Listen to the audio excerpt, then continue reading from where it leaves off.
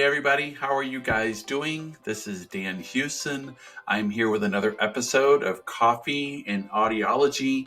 Thank you for coming back. Thank you for joining us. Thank you for being here. Thank you for learning and being educated. And I want to answer your questions, comments, anything that I can to help you, regardless of how silly it may seem to be. Please ask your questions. I am here for you, and I really want to help you in whatever way that I can. A little bit about me: I started wearing hearing aids when I was 4 years old. They discovered that I had a sensory neural hearing loss in Buffalo, New York, is where I grew up, in that vicinity. And as a child, they fit me with hearing aids, and it was a transition, to say the least. And through the years of wearing hearing aids and all the changes that have occurred in technology and just in who I am and my confidence level of what I'm able to do as a professional, all the years later, looking back at the field of audiology and hearing, and that I've lived in it my entire life, and it's affected me my entire life. And so it's not just what I do, it's what I live. And I want to be able to discuss anything and everything that I've learned in my 25 years of practicing and my 43 years of wearing them, to try to help you in whatever way that I can, in whatever kind of questions that you may have. So the purpose of our show is to really help people be aware of what exactly is going on in here, and any other elements that do relate to balance and tinnitus, hearing loss, communication issues, frustrations, agitations. And it's amazing. It's my thought of the day at the moment is thinking about how hearing loss does affect people in their moods and dispositions. Most people have no clue that when they have hearing loss and begin to, realizing these things, they just don't feel good. They just don't feel as something's just not working right. They feel frustrated and irritated with people, agitated, lonely, depressed, irritated, agitated, disgusted with people. And I can't tell you how many times we later find out that a lot of these dispositions or mood concerns ends up being that they're hearing limitations or misunderstandings or misawareness that they really had a hearing loss that could have been contributing to a lot of these factors. Is unbelievable. And there's research behind all of this that shows a correlation between hearing loss, depression, anxiety, mood dispositions, things that people had no idea that could be occurring. So my thought of the day is just being aware of that. Sometimes we don't know what we don't know. And getting a simple hearing evaluation and getting tested helps us understand, is it possible that this could be causing some of my issues and frustrations? So that's the purpose of our show, is to have coffee together and share a drink. And today I'm coming from quote unquote Miami in my cup from Starbucks here. And as I always I collect these. I think they're so much fun. So send me pictures of your coffee mug, where you got it from. I'd love to see where everybody's from. So cheers to you. And I wanted to start off with my first question today. I'm an open book, and I'm happy to talk about anything. And as time goes on, we'll be having some special guests joining me as well, to be able to talk about some things that are relations to some of the questions that we have. So let's get to the first question of the day. Question number 1. My question about my next set of hearing aids is, I'm not sure what I should be looking for in hearing aids. I hear you talk about the medical concerns about, the hearing loss, and I want to make sure that I get what I need to help me now and in the future. What would you recommend my thought process should be? So when we look at hearing aids, again, we need to verify the type of loss that you have. We discussed in other shows about, custom hearing aids versus behind their hearing aids. I cannot tell you that one thing that's very important that you need to remember when you're getting evaluated and you've done the hearing test and you come out and you're talking about, what do I need to help me with my issues? I can't tell you how important it is to make sure that you actually take the time to really spend discussing about what it is that you want. So I would discuss about technology, number one, most important thing. I would discuss about the future of programming and what I'm going to need to make sure that these hearing aids are going to be working for me now and in the future, and what it is that these hearing aids have built inside of them. The provider needs to be able to explain that to you so you really understand what all of that means. The third thing would be is to determine whether you want rechargeability or not rechargeability. Do you want to have something where the hearing aids can just simply go in a charger every night, so we're not having to fuss with that? Something as simple as sticking them inside of a charger. And all manufacturers make rechargeable hearing aids, but some people just want to change their own batteries. For example, some people sleep on their hearing aids, and I have to be honest with you, I don't think I've ever said this, but I actually sleep with my hearing aids on. So because of the amount of hearing loss I have, I actually, through my phone, I mute my hearing aids with my app on my phone, and I set my alarm. So then when the alarm goes off, it goes through my hearing aids. So, but I mute the hearing aids, keep that in mind. So it's important that in my case, I don't have rechargeable hearing aids because I have to put them on the charger. And generally, when do we charge them most of the time? When we're sleeping. And so that would be a problem for me. So it's important to be aware of that aspect of it to determine whether or not we want rechargeable or non-rechargeable. Or maybe I want to stream with my phone. Maybe I want that app to work with my phone so that I can look at that and adjust the hearing aids wherever I go, or to stream phone calls in my hearing aids. So when you're looking at things, you need to be practical. Think about, if I have these hearing aids for, let's just say minimum for the next 5 years, where am I going to be in 5 years? So I always talk about, think about where we've been, think about where we are, and think about where we're going. And that's why I always tell patients when they look at the medical concerns, well, technology is going to help you with a lot of that. Getting the right technology for the loss you have, and the programming to boot, to follow up and make sure I'm getting the right adjustments. I'm going back for consistent follow-up and care. I'm getting tested with my hearing aids. I'm getting the best practices because I don't want to lose more hearing. Everyone, the most important thing that I can say to you is that the follow-up is, and I'll say this many times over, is almost as important as getting the hearing aids itself. Being able to make sure that if we've lost anything or we're hearing as good as we should be, are we getting tested to verify exactly where we're at, is so critically important. Take the time to allow yourselves to have those appointments and the desire to tell the provider, hey, does this allow me to come back and get tested with the hearing aids on? What we need to think about is our end game, is our future of what's happening with us. We want to preserve the way the brain is working as much as possible, and we want to prevent the hearing loss from getting worse as much as possible. But the only way we can do that is if we have the right technology to fix the problems you have today and have the right programming today and in the future. So no matter what medical health concerns you may have, technology is critical. The programming is critical. The type of hearing aid is important, whether you have behind there or in there. That's not as critical. It's important to discuss that to make sure it is something that you're comfortable wearing, whether the phone's rechargeable, whether or the hearing aids are rechargeable, or your phone is streaming. Those things aren't as critical, but it's important that if you're using this every day and you want to enjoy what you're supposed to be getting from those hearing aids every day, allow yourselves to be aware of that. This information about, I want to get the best hearing aids for my hearing loss, for my future medical concerns, then get the right technology. Remember, we cannot fool around with hearing loss. We have to understand the importance of what's happened with our hearing and the way the brain is working, because there's too many other medical concerns that can cause a further concern than just hearing loss. If you don't get the proper care, if you don't get the proper adjustments and proper fitting, proper technology, we stand the risk of losing more hearing, and a lot more than just that. So the concerns of my next set of hearing aids, I always ask a question. Remember, I keep saying this, but let's look back. Let's look back at what you have worn. What did you like? What didn't you like? What would you like to see improved? So that when we're going to the next set of the hearing aids, is it fixing something that you've had issues with from the past? Or if we are extremely happy with them, they're just getting old, they need to be replaced, then we need to focus on what's new and today, and you make sure you get what you want from those hearing aids. But the proper education awareness is critically important in that regards. I hope that helps and answers your question. But ask more questions about that if you have more. But there's just so many different things that, when you're looking at my next set of hearing aids in relation to medical concerns, what are those medical concerns? What are the concerns going forward? Some of the manufacturers now have things that are related to keeping your mind active and being able to keep track of your steps and keeping track of your body movement and your brain movement and so forth, that we're looking at this and manufacturers are realizing the correlations of this, and they're actually putting that in their apps. At the end of the day, it's like a Fitbit for hearing aids. The hearing aids are becoming much more awareness of that. There's a lot of correlations to our health history, and you can actually get that from the ears.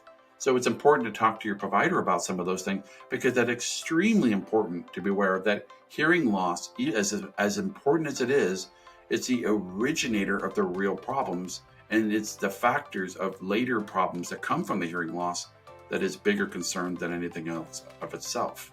So education and awareness, send me your questions about that so that I can answer them specifically. Let's go to number 2 here. Question number 2. I am wanting to know about my provider and what the difference is between an audiologist and a hearing aid dispenser. Which should I be going to? Is there really a difference between them at all? It's a loaded question, and I will tell you that providers are not created equal. There are great hearing aid dispensers. There are bad hearing aid dispensers. There are great audiologists, and there are bad audiologists. Now, I'm going to tell you that it's not my position to tell you who those people are. We all have good days and bad days, and there's no question about that. But I will tell you there is definitely differences between them, but it's not always what you think it is. The key factor in audiologists is strictly the fact that they're medically based. When I say which one's better, it's important to understand that in our practice specifically, we actually have both of them. We have audiologists and we have hearing aid dispensers. But the reason why I want audiologists in my practice is because they do come from a medical background and they do understand all medical aspects of the hearing loss. That's why we have an audiologist in every office that we have. But we also have a hearing aid dispenser in every office. These hearing aid dispensers are very much what they've been brought up on was the understanding of hearing aids very specifically. Their focus is always based upon their ability to work with the patient and very understandingly wanting to be able to fix the issues that the patient has. They just don't have always the whole medical background. That's not where they came from, and that's where audiologists came from. So a hearing aid dispenser, they don't go to school necessarily for this. They pass an exam in their state and they become licensed in their state, and they can practice being a hearing aid dispenser in an office, and their focus ends up being is to help patients specifically with hearing aids. That doesn't mean they don't understand medical aspects of it, but they truly don't have the background in the medical world as an audiologist does. The medical part of it is just as important as the dispensing part of it. And then you cannot, in my opinion, you cannot have one without the other. And that's why we have both of them. But when I'm talking to you as an individual that's going into an office, are they providing great care? Are they focused on the proper testing? Are they doing best practices of not only doing the hearing test, but the proper education, and then focusing on the proper testing with the hearing aids on and following up with real ear measurement? And are they working with you and doing sound field testing? Are they bringing you back every 3 months for follow-up and care? Buying a television and we go home with it and that's it. But the aftercare is as important as getting the device itself, if not more important. The future of your hearing really resides in the proper care, and in addition to the proper technology. So if we don't get the right technology and we don't have the right programming, I don't care who you went to, it doesn't matter, because the provider didn't take care of you properly. Take the time to make sure they're right for you. Take the time that they're really focused on your problems. Are they looking at your past issues, your present and your future issues? Do they have your best interest at heart? The patient thinks, I'm going to get my hearing fixed. The provider fails. They fail because they didn't meet your expectations. So I know it's a big question, and sometimes it's controversial because we look at people as, they're more educated, they have to be better. That's not necessarily true. I'm sorry to say that. If I offend anybody, please forgive me. But I will tell you that at the end of the day, it's really about, is this person really focused on my care and my needs? Are they really have my best interest at heart? Are they going to really be there for me if something changes and I need adjustments or I need the right technology? Going back to the first questions about the future of my hearing and the future of my, concerns about what technology should I look at and what hearing aid should I get? We have to look at that provider has your best interest at heart, and they're going to work with you, and they've explained everything to you. They're educating you like what I'm trying to do with you and help answer those questions for you in that regard. That is extremely important. And if you have that, that's great. And if you're listening today because you want to learn something, great. but it's important for you as a patient to hold your expectations high, but you also need to know, well, what are their expectations? What should I expect from that provider? And it's important to ask those questions. Okay, let's go to question number 3. Question number 3. I really need hearing aids, and I want to know how much is covered for my hearing tests and how much is covered by insurance for hearing aids. I am looking for assistance as I don't want to pay too much for my hearing aids. Any advice is appreciated. Congratulations for recognizing that you may have the hearing loss that warrants the need for hearing aids. And that is such a big step. And I'm proud of you for acknowledging that this is a definitive awareness that something's going on as far as your hearing loss is concerned. So kudos to you in that regards. We take a look at that. I want to know how much is covered for my hearing test. So one thing is for sure, Medicare will cover your hearing evaluation once a year. And what we also know is that traditionally, most insurances will cover hearing tests once a year. Now, one thing I'll say is wherever you go with hearing tests, be aware of that. Sometimes they'll say that there's free hearing evaluations and so forth. Some of them don't care. A lot of places don't actually accept insurance. So be aware of that factor for yourself. I can tell you horror stories for people that have gotten hearing aids and didn't know they actually had coverage in their insurance, and they actually had to pay for their hearing aids out of pocket and later learned out that it was because the place didn't accept their insurance. So that's just a disclaimer for you as a patient to be aware of. Your own insurance is extremely important to know what you do and you don't have as far as insurance is concerned. But for traditional hearing evaluations, important in audiology or in the hearing world, that traditionally we have to get referrals for you to have a hearing evaluation. Now, Medicare and different things like that, discuss with your state, wherever you are, with your local office that you have to discuss about what the requirements are based upon that. Some people need referrals and some people don't. But I will generally tell you that worst case scenario, you may have a copay, you may not have a copay. So it depends upon that. In our field of testing for hearing loss, that usually is a specialty copay if that's what you end up paying. If you have Medicare, traditionally there's no copay at all in regards to that. So, like as I said, it depends. Some states are different, and you need to just ask them when you're making the appointment about that specifically, about what's covered. Otherwise, there may be a cash price that they pay. If you don't have insurance, there may be a cash price that you will have to pay towards that. And as I said, a lot of places don't charge for hearing tests, again, because they don't accept insurance. Please remember, for the offices that you go to that do accept insurance, that they just can't have a free hearing evaluation. In so many cases, I hear people say, well, I can go get my hearing tested down the street for free. That's fine. But if you have insurance that traditionally covers hearing aids in any way, shape, or form, it's not technically legal for us to not charge you for a copay, or if you are going to pay cash price, because we're violating Medicare to not charge for those types of things. So it's important to discuss about hearing evaluations and what the costs are. But I would tell you, when you're getting a test done, to really look at whether you have a hearing issue and you're going to do processing testing and background noise, you have tinnitus issues. Some places have cognitive for memory loss testing that's done. Some people have balance issues and having testing done for balance. I mean, there's just so many factors involved in there. And that's why it's important to understand what kind of testing that the location does for you for the type of losses that you may have, or awareness of what testing protocol that they actually have for their office. So that's a really important question. And I can discuss that further, and you can direct message me directly about more details about those things based upon your question.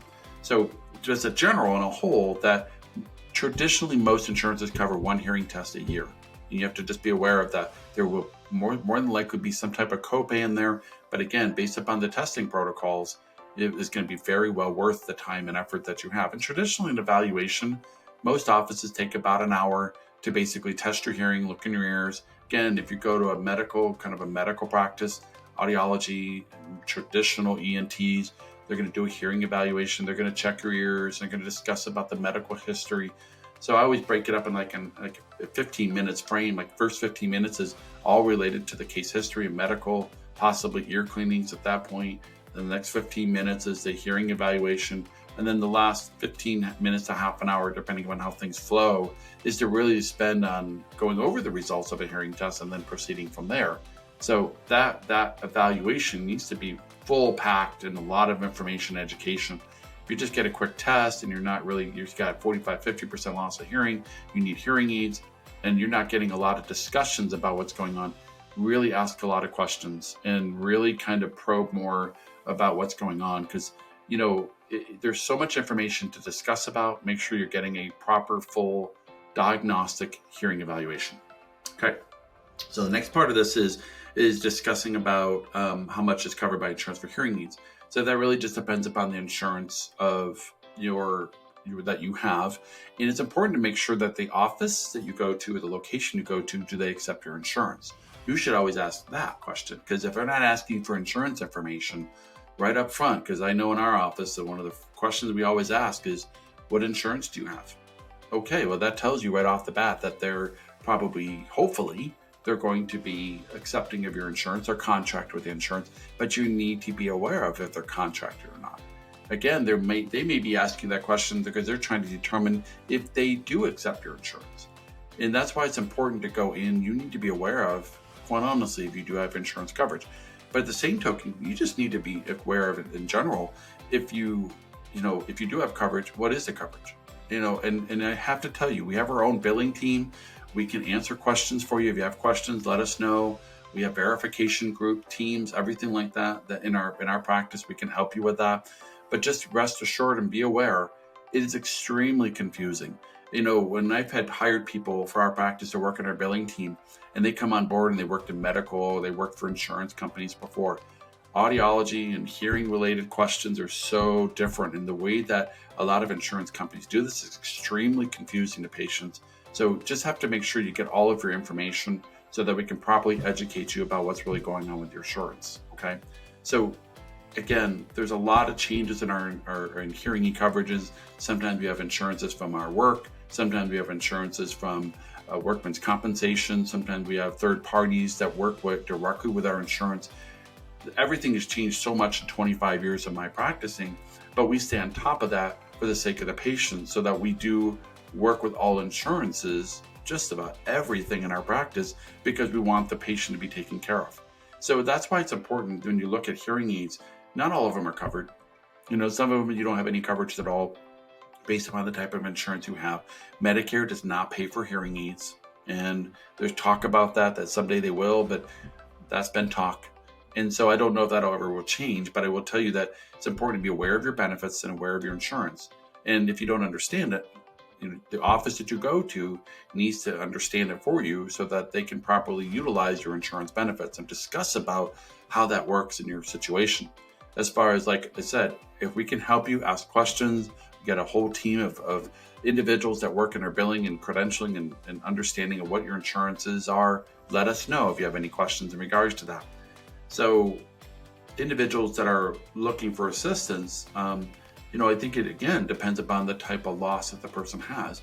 There are a lot of programs that are out there in reference to, and again, that varies from state to state for individuals that either don't have any income or have limited income or don't have the ability to purchase hearing aids. But I think it's important to identify that when you do go into an office, you need to let the provider know where you're at, from that standpoint. But you need to give the provider the awareness that they need to give you the technology that you need for the loss that you have. So it's a matter of just, there's got to be some way of meeting in the middle and discussions about what it is that you need for the loss that you have, for the amount of processing issues you have, and verifying what it is that you need for the loss, and then having that discussion about how does that work with what you can afford. And so this has always been the big question in our field is, how much is a hearing aids? Well, hearing aids cost-wise, can be relatively inexpensive, and we're saying can certainly be under $1,000 per instrument. But it's important. What are you getting for that? What services are you getting for it? Am I going to be paying per visit? An unbundled pricing for hearing aids. But it's important to understand what technology is in there. So when we're looking at, for individuals that I don't want to pay too much for hearing aids, I always say, well, let's back up for a second. Let's take a look at the hearing loss. What is really going on? What brought you here in the first place, and what type of hearing loss do you have, and what kind of things do you need for the loss that you have? So it's important to really figure out what you need. At the end of the day, take money out of it completely. What we need to help patients is to understand, what do you need for the loss that you have? Okay, now that we figured out what that is, we need to educate the patient, understand what it is that they actually need for the loss they have, regardless of, the insurance or no insurance. Let's just talk about your hearing loss. What is it we need to do to focus on fixing the hearing, which is really simple to do? What kind of issues you're having in processing speech and noise? What kind of issues you're having with your ability to retain information or recollect information, with brain fatigue, brain fog, any memory concerns or balance issues, tinnitus, the complications of that? We need to be able to address all of those things within the situation that you have. So, when we're looking at costs, I can't imagine a patient coming in saying, oh, I don't want to pay, this is all I want to pay. Can you imagine the provider says, well, for that price, we can only fix your ability to hear, but your understanding of speech is still not going to be fixed. Your processing concerns and your balance issues and memory loss, whatever the case may be, we're not going to be able to help you with those things. So cost is a very sensitive issue, and I get that. But we need to make sure that when you go in, that you have everything explained so that you understand as a patient what exactly is going on with the hearing loss. And then from there, based upon my issues that I'm having, am I getting the answers to the questions that I have? And it can't always be just about price. Remember, there's two sides. There's actually three sides to every story, right? It's your side, it's the provider side, and it's the truth. And what you have to remember is, at the end of the day, if everything was just based on cost, but we still have to provide the care and programming that you need, and we're not meeting your expectations because we had to maybe sacrifice for a lower level technology that's not appropriate for the loss that you have. The frustration is going to definitely be there for the provider because they didn't take care of you. Well, that's what it appears to be. But it's important that when you learn about what's going on with the hearing loss, we understand that maybe the financial part of it is a major concern. Your provider needs to work with you to understand, listen, I want to fix, you have these problems. Learn and allow yourself to be educated about what's really wrong. This is A, B, C, and D, and this is what we need to focus on to fix. Now, within the constraints of the finances, or we can figure out something else, based upon what state you're living in, of what can help you to fix these problems. But the time that's taken is well worth the time taken, because even if you have a minimal amount of money to spend, and you're just going to spend that minimal, whatever that ends up being, and you get the wrong thing, that's a total waste of your hard-earned money. I don't care what walks of life we have. What I do care about is you're properly educated, and that's why this show is so important in discussing sensitive topics like this, because we need to help the individual, educate them about what they really need for the loss that you have, so that we can really resolve the problem as best as possible. And so that's why, the purpose of the show is to discuss these sensitive things. And I want you to ask the questions very specifically about what's really going on in your situation. Sometimes if you wish to, we can discuss about it on the show. And sometimes you may want to just do this independently. But either way, my focus is to make sure that we can discuss these things so that you don't make a wrong decision. So this question is so focused on, we look at the coverages of insurance and hearing tests and, minimal amounts of capabilities of paying for hearing aids. What we don't want to have happen, regardless of its situation, is you're ever in a position of not getting what you thought you were getting. Number two, not getting taken care of like you need to. We need a good experience. We want to do this. And my dad would always say, do the cut right the first time, measure twice, just to make sure that you don't make a mistake. Take the time to learn and educate. That's why we're doing this, is to help you learn these things. No matter where you come from, no matter what's going on, let's figure out a solution to the problem. You can't get anything done if we don't sit down and figure it out.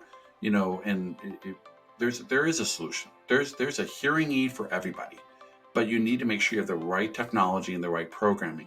At the end of the day, we have to find there's something that works for each person in their situation. No matter where they're coming from, no matter what walk of life they're at, we need to take the time to figure that out. So thank you for the questions today. It was great. And I enjoy them because I love to be able to, I'm talking to you like you were sitting directly in front of me, and we're having this intimate conversation, but we're just having it together with many people.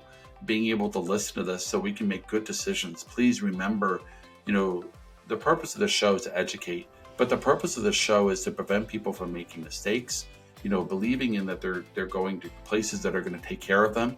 And what should your expectations be when you go in there? Remember, you always want to focus on where have you been, where are you right now, where you're going. Look at all of those factors, but just know that you need to be taken care of for many, many years in regards to your hearing abilities, so that you can go to a place that you say, oh my gosh, this place is the best place. The provider is the best. Their front office is amazing. They've taken care of me. So I want to set that bar high for you, so you have high expectations in regards to that. So please let me know your questions directly, indirectly, so that I can talk to you individually, independently, or I can address it here on our shows. So I'll put your question on for future episodes. But thank you so much for your time today and allowing me to educate you and being more aware of what's going on and sharing your time with your coffee and whatever it is, beverages you drink in regards to that. But thank you so much for joining us today on Coffee and Audiology. And until next time, I hope you have a great rest of your day, and I look forward to seeing you next time. Thank you so much for your time. Have a good one. Cheers.